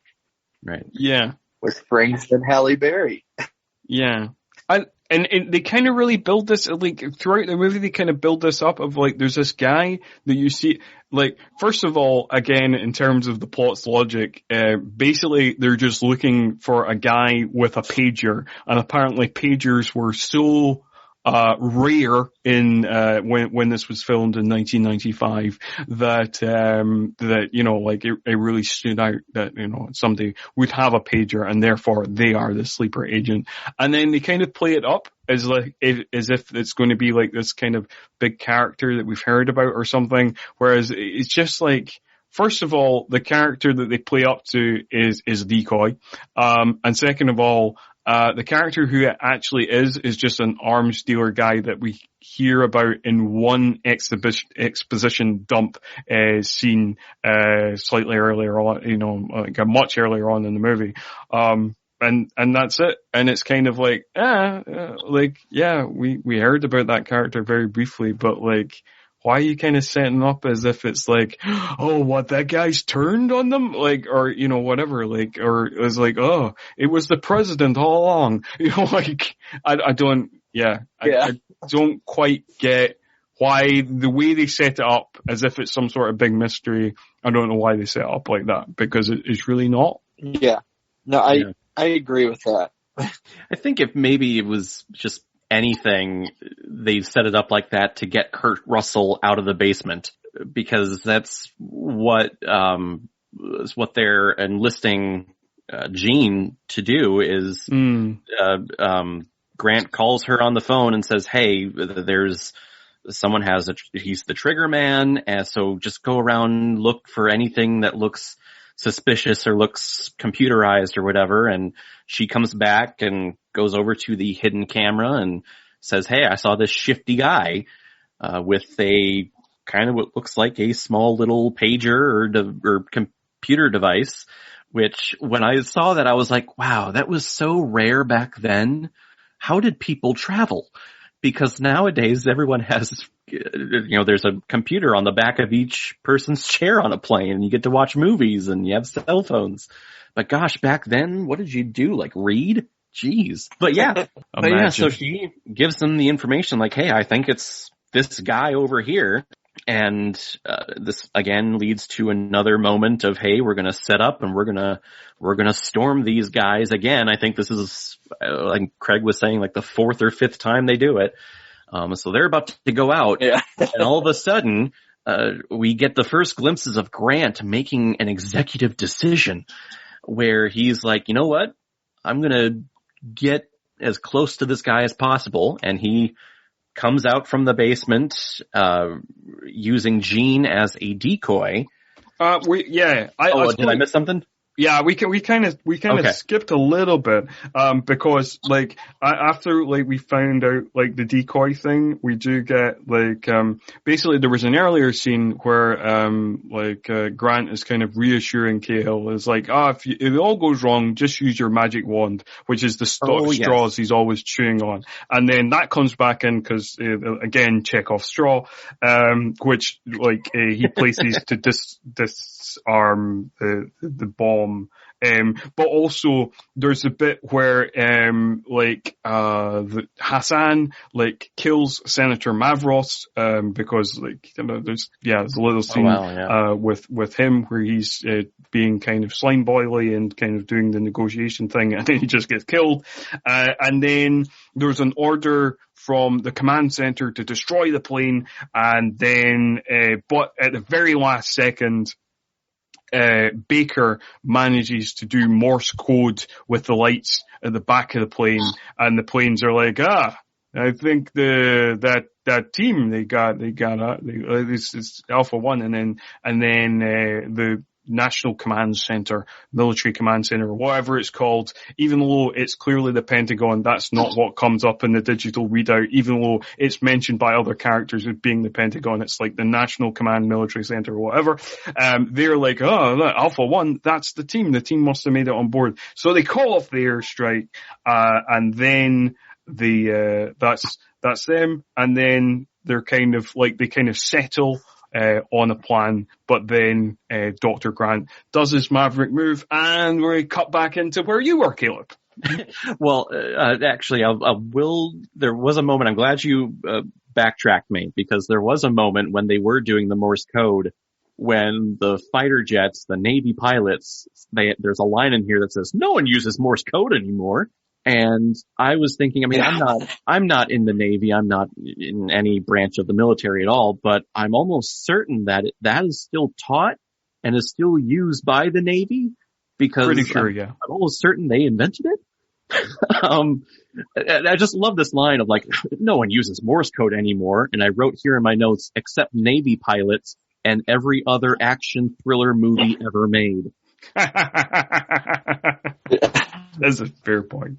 But all the jets and stuff that happens, it kind of leads to nowhere, building up this movie's runtime. Back to where I was leading to, where Grant uses Gene as a kind of a decoy human shield to get him over to where they think the Trigger Man is. Grant makes a move for him, and it is unfortunately not the correct person, because this little device bag thing that this guy had is only a little bag that held a lot diamonds, like a ton of diamonds. I would almost assume that they were blood diamonds with how sneaky he was trying to be. But Grant's like, oh crap, it's not him. Let me look around the cabin for the other Arab looking guy in the back. He's the Trigger Man, just because, he looks to be one, and he makes a dash for him. This movie is not racist. The movie is not racist, but as we've already discussed, not racist, but yes, racial profiling apparently wins in this film. Yes. It's like, it was like season 2 of 24, if you remember that show where, everyone was like, there's that Arab family living down, I bet they're terrorists. And they're like, no, they're not, when actually they were. Like, this is exactly it. It's not racist, but racism kind of actually helped in the end, unfortunately. But Grant, he makes a dash for him, and the actual Trigger Man tries to pull out his little device and is entering in the codes. They get into a little scuffle, and the rest of the team, Rat and BD Wong and everyone, they break out, they blow the lights, they take out everyone that they can, and I think they take out majority of people, other than Hassan, the leader. Yes. Who's kind of struggling. Maybe he's shot or wounded. Hassan is shot. I think he's shot by the marshal, who's played by Richard Reel. I think that's how you pronounce his name. Okay. They're taking everyone out, and I think the last henchmen, before the leader, he gets shot, but as he's shot, he kind of pulls down on the trigger and lets loose a couple of bullets that hits a window, and all of a sudden there's suction out of a plane, so a couple of people get killed. But while that's happening, the trigger man is able to slowly get that finger onto the enter button, even though Grant tries to pull him away, but he presses the enter button. So everything is lost and everything looks bleak, but thankfully, Cahill is just in the right spot at the right time, and the little trigger does not fully connect because of that magic wand that Craig mentioned earlier in the film. Comes into play, and it's our I guess deactivating of the device, of the bomb, and they stop everything. They save everything. While the plane, though, seems to be going down from the change in pressure due to the window being blown. Yeah. Which is, the most surprising thing about that is not that happens, is just that doesn't happen earlier. Cause there's like a gun battle that goes on between the terrorists and the Segalonites. And then you're like, oh, this is really, they're really accurate. They're really just hitting the people that they want to hit, and not hitting any of the windows or the walls of the plane that would obviously damage the plane and cause it to lose pressure. And because the plot says so now, of course, there's a bunch of machine gun bullets that go through the wall of the plane and a couple of windows or whatever. Of course. Yep, we need to start adding more problems as much as possible. And as Craig's kind of mentioned throughout the episode, again, this is not smoothly done, because BD Wong's character ends up getting shot, Rat ends up getting shot by Hassan, who has been shot himself. Again, this is just all chaotic, and they're just kind of winging it. He gets shot in the ass too. He's not shot in the back or mortally wounded. I looked at the blood spot. He's shot in the butt. Yeah. But I guess it's smart. He got shot and he's just playing dead. Yeah. Because Hassan goes up to where the cockpit is, and Grant goes up there too. He's all happy. They hear on the intercom or on their radio, their communications that, hey, the Cahill and Cappy, they stopped the bomb. So he's happy, and he goes up to the cockpit, and Hassan is there waiting for him. And I feel like the moment here is supposed to be bigger because Grant is the guy who's been hunting this guy for years and years. But I don't feel like it ever gets to a moment where it was it was you've been following me or something like that. Yes. So I did want to ask a question. I did want to ask you both a question about this particular scene. So I mentioned that this film is kind of a Die Hard clone, but in two key areas it's not a Die Hard clone. The kind of two things that it does that is away from that formula is so for it to be a total Die Hard clone, Grant would have had to been on the plane, and then the terrorists emerge, and he's just kind of caught up in it. Whereas so they're implanted into the situation instead of the situation happening to him. So that's one key difference. And the other key difference is that most of these Die Hard itself and Die Hard clones is this kind of cat and mouse thing, where the terrorists' plans keep getting foiled by the protagonists of the movie, and they kind of oh god damn it, another henchman's turned up dead. But for most of the length of the movie, the terrorists are not aware of the commandos at all.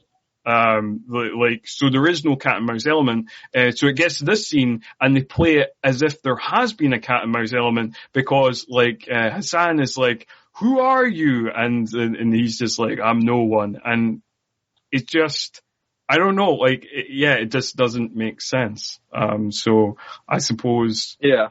What did you guys think of it? As if they were being a Die Hard clone in that moment, but there was no setup. Yeah, I agree with that, because the way even the dialogue goes, where he says you're a very clever man and stuff, and going with what Caleb was even saying of that, even if that flashback had shown, like that was, if they did a flashback in the beginning and that Grant was originally a field operative, and that's, you know, how he kind of ended up behind a desk or something like that, just to connect these two.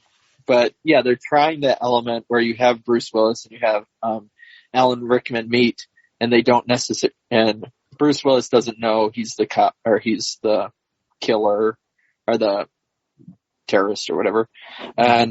But you're seeing them meet, and it's like, oh, something's going to happen, something. And you're kind of just watching this, and it's even past this runtime, which I've, you know, been making a joke about throughout this thing, but you're kind of, I don't know, like, oh, well, yeah, I guess they're meeting now, but it doesn't really matter. I don't know. It doesn't. And I mean, Hassan is shot. His plan is failing. Why do you care who he is? Shoot him. He walks up the stairs. Just shoot him like how you did Rat. Just not in the butt. Like, actually shoot him. Yeah. Yeah. Yeah, at this stage you've got nothing to lose, right off. Yeah.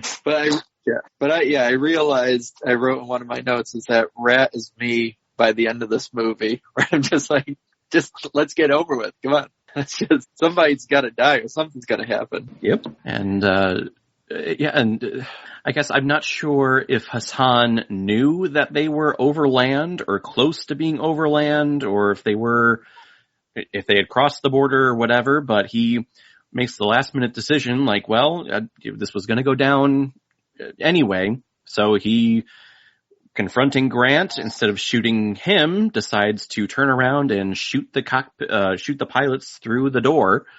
And the plane starts going down. And in our action moment after that, he turns back to Grant to shoot him.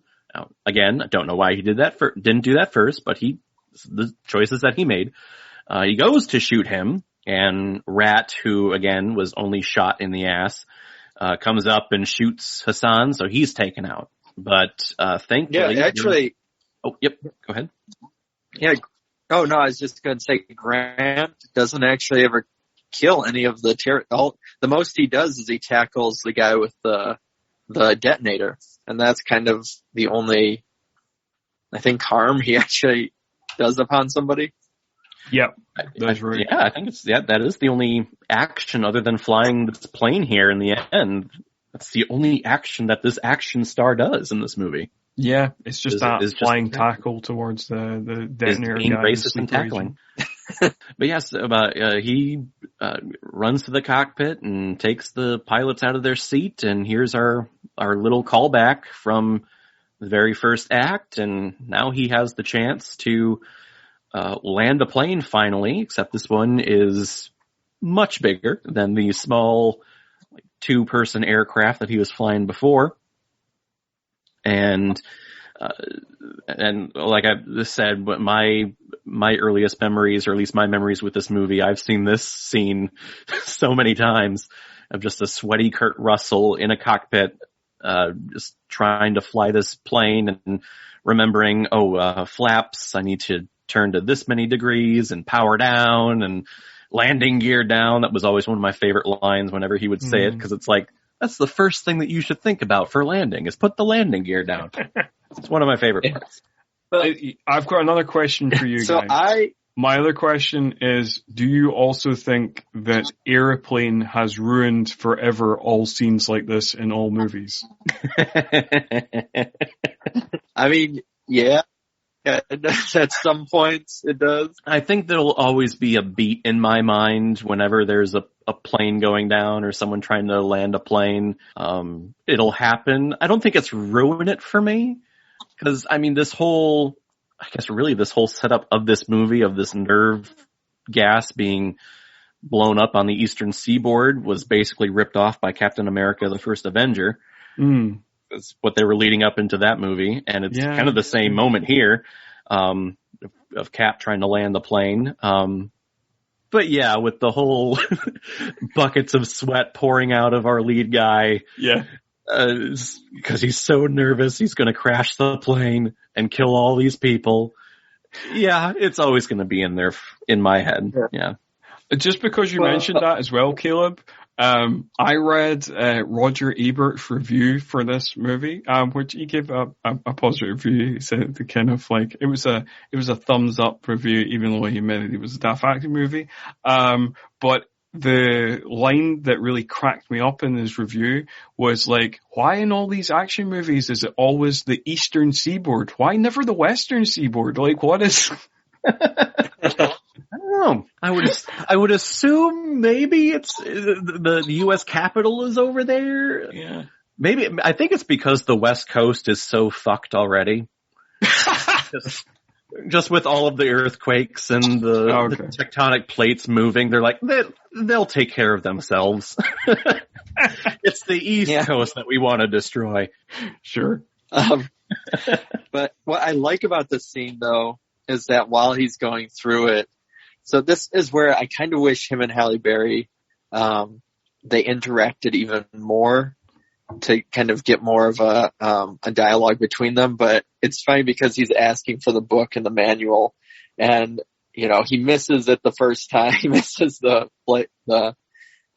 landing, the ramp or whatever, the on-ramp, and then he keeps like double checking with himself, and he keeps being indecisive, and she just starts yelling at him and telling him to just land the plane. Who cares? Just land the plane. That was kind of adds a little humor to it.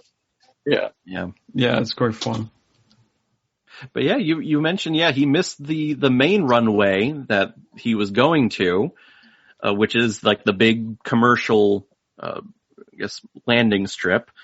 But Dulles Airport, I think they say in the film. Yeah.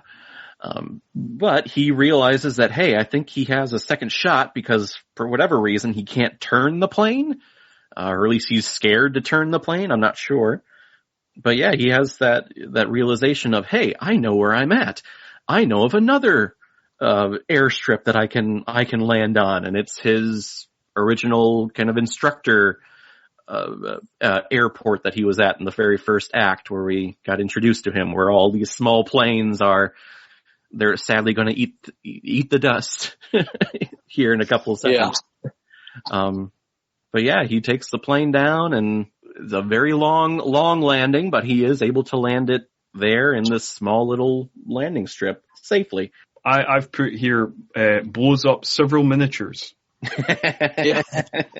And I think that's where the action qualification of this film comes into play. This is where we get our explosions. That's true. And also, this is like the movie's like one-liner where Kurt Russell says like, these things almost land themselves. And it's kind of presented as a kind of zinger. So that's the kind of one. So like, yeah, it's got its action movie checklist, and it's had to be there. And then we move to wrap up the film. Everyone is getting off of the plane, and I put here in my notes, and I love this moment, that even in the midst of all this terrorist hostage takeover, the stewardesses are still there to say bye-bye, like on that SNL skit, to everyone who's getting off of the plane. Bye-bye. Thank you for flying. Bye-bye. Bye-bye. Thank you all very much. Bye-bye. I was like, Gene, you don't have to do that. You did enough. And but he gets recognized by the Seagalinites. God, I love I've coined that phrase now. Yeah, no, like it's great. It should have been a Saturday morning cartoon, Seagal and the Seagalinites. Seagalinites. Yeah, Craig, he gets recognized by like a little tiny. Did they salute him? They do. I've literally written in my plot notes, salute of respect. So they all give him, particularly they do a big close up of Leguizamo's face, and he gives them the salute of respect. But then what I hate about it is that Grant back to then gives them like one of those half half-assed salutes. Like the not real respectful one. Yep. Yeah, that's true. That's true. It's like, it's not really my thing, but here you go, right back. And I love as well, like, so this movie ends with, apparently this is how Grant's life works, because there's a scene, like at the very start of the movie, he's about to fly up in the plane again, but somebody's like, no, you've got to go back to headquarters. And then he's at a reception and they're like, no, you got to go to the Pentagon. And then at the very end of this movie, some guy, like FBI guy or whatever, like drives up and being like, yeah, I know you've just saved those people, but we're on to the next mission now. So like, I just like to believe that Dr. David Grant, whatever he's doing, like, just people just keep interrupting him, whatever he's doing. Just like, no, you gotta go to the Pentagon. It's like, God, like, dude, you're blue balling him because he's about to do the hockey line to Halle Berry. It was gonna work this time. Like, dude. I do like, the last scene that we have, with Cahill. Cahill comes over to Grant, and I think this is probably my favorite line, or at least the one that stuck with me. Mm-hmm. Ever since the first time I saw it. They're congratulating each other, and Cahill says, right now, I just need a drink. A big drink. And it's that big drink line that has always stuck with me. And whenever I'm going out, and it's been a long day or a long week, it's like, that's the line I use. It's from Executive Decision, a movie that, like how Scott said at the beginning of this, I'm one of 5 people that really enjoy it. It's the only line I like to use from it. I need a drink. Oh, I don't think that's entirely fair. I didn't say you're one of 5 people who enjoy this movie. I think most people who watch this movie enjoy this movie. I think you're one of 5 people who have like a genuine solid memory of it. That's right. That's what you said. That's right. But whatever secret mission he is being driven off to, he invites Gene onto it because he's like, you want to go for a coffee? I mean, presumably we're going to do that on the way to whatever secret mission I'm going on. And then he uses the hockey line again. But it turns out that she likes baseball. But I think he's willing to go to a baseball game because it's like, well, the line didn't work. It didn't not work. Yeah. So I couldn't. Friend. Yeah. And one of the fun facts, the last fun fact I'll give you, trivia I'll give you. Apparently that was an in-joke, because Halle Berry at the time was married to a baseball player. So that's something from the IMDb trivia. Oh, well, I hope they're still together. Oh, no, they got divorced ages ago. Like, she married to some random guy from the Atlanta Braves, I think I read. Well, again, this movie is not racist at all then. Yep. The Atlanta Braves, I love it. Yeah. I think the Atlanta, unlike the Washington Redskins, who are now just the Washington football team, I think the Atlanta Braves are still the Atlanta Braves. So, I think they are, yeah. But we will not get into the racial politics of American sports teams. Yeah. This is not what the podcast is about. And is it? I know Kurt Russell was he played like the coach in that movie, Mystery Alaska, I think, or whatever it was. Isn't he is he a hockey fan? I think he is a sports fan. Like there is a documentary which you can watch on Netflix, or it is available on Netflix UK. I'm not sure if it's available over there, called The Bastards of Baseball, which talks about his father, who's really into baseball, coached a kind of baseball team. I can't remember I don't think they were a major league, they weren't a major league team, but they were one of the leagues, and I think, when he was younger, he played a lot of sports, and I think he played baseball actually. But I think he's generally into a bunch of sports. But, funnily enough, I think, even though, he was in that film, Miracle on the Ice, which I've not seen, which is supposed to be good. But it was baseball that he actually played as a youngster. Okay. And apparently he was pretty good. I think he played he never got to Major League or whatever, but certainly played minor league. Okay. So what we can leave off on is that it goes with a Frank Sinatra song, I think, as the car drives away. That isn't really fitting to me. I don't know. It didn't feel like it was fitting. You know, Craig, I'm glad you brought that up because I wasn't even going to mention that. What decision was this? Like, it comes out of nowhere. I'm like, what? It's nice to go traveling.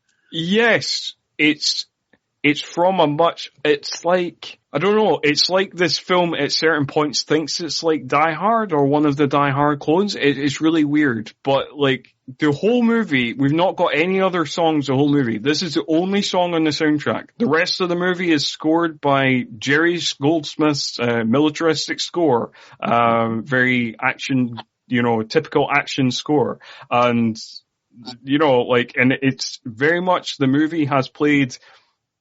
So at certain points it seems to think it's Die Hard, but the meat of the movie is this more of this kind of, Jack Ryan-esque kind of action thriller, and it's not this kind of cheeky winky, nothing like that, but then it ends with this tune, and it doesn't make any sense. I don't. I mean, it's fun. It's a little wink to the camera, but yeah, I think what happened with all three of us just comes out of nowhere, and it's not like it's only played for a couple of seconds in the credits, so it plays the entire song for the entire credits. Yeah, I wish we would have had a little bit more of Jerry Goldsmith, who is, I mean, everyone who's probably listened to this podcast or watched any movies has heard a Jerry Goldsmith score. Star Trek, Alien, The Mummy, Air Force One, another airplane film. They came out the year after this. Right. Another big ass plane too. Oh, yeah. I want to ride on these big ass planes. I want the room. I mean, like, I've not watched, Passenger 57 in a long, long time, but I'm going to imagine that that's another one that has a big ass plane. But yeah. Isn't Die Hard 2 on a plane too? Or something? I can't remember. That one's at an airport, and that's kind of at an airfield. Like, okay. It's not like on a plane. It's not like set on a plane. There is plane action in it, but like most of the action takes place on the airfield itself, as opposed to some of the action does take place on a plane, but not like most of it's on the airstrip itself. Yeah, it's been a long time since I've seen that. We will cover that another day, my friend. But anyway, that has been Executive Decision. That is our thoughts. You've heard everything we've got to say about this movie. Do you agree? Do you disagree? Please, comment. And, hit us up on Twitter at 90s_all if you want to send your comments our way. Also, please be sure to rate, review, and subscribe to us on Apple Podcasts, on Spotify, wherever you're listening to this podcast, if you can do that. And if you do that, please give us 5 stars, because the almighty algorithm that we're all ruled by in podcast land says that if it's less than 5 stars, we're terrible. And you don't want that. You don't want that on your conscience, that you've consigned us to the dustbin of history just because you've sloppily given us 3 stars. So 5 stars, please, folks. 5 stars. Anyway, before we wrap this up completely, it just leaves me to thank both my co-hosts. First up, Caleb, if you can just tell everybody where they can find you on social media and promote the hell out of all your shit you're doing. Well, you can find me on really my big social media is my YouTube page, Caleb Watches Movies, where I select one of the many movies that I own on DVD or Blu-ray or anything that's recommended to me at all. Anything that's, if I get anything like PayPal donations with a movie recommendation attached to it, that's where you'd find me. And if any of you enjoyed me here and I wasn't that annoying to everyone, please, I would enjoy a subscription from you. I would love to have you press that notification bell so you know each time one of my movie reviews comes out. I do about 3 a week. And really, it's Caleb Watches Movies or Caleb Watch Movie on any of my other social media, Instagram, Twitter, anything there. So, yeah, come on over. And don't talk yourself down, Caleb. I enjoy your channel, and I'm sure our listeners will also enjoy your channel. So we highly recommend that you go and do that straight after this episode. Go to YouTube, subscribe to Caleb's channel. And Craig, you want to give the usual social media information and stuff from yourself as well? Yeah. As always, I also co-host Bloodhound Picks, where we look at older, obscure horror films and highlight them, or highlight kind of independent horror people within the community. We've also had Caleb on. There's an episode, and we've been kind of chatting with you about it for a long time, Scott. But so that is Bloodhound Picks, PIX, or my other Instagram, Twitter. It's just Craig Dram, and DRAHEIM is the best places to find me on there. And if you want to listen to more of me, listener, you can also at New Horror Express, my horror podcast, where I interview a variety of people within the world of indie horror. That comes out every Monday. But that's all for this time. Be sure to join us next time, where we will be looking at John Carpenter's Escape from LA. But until then, see ya.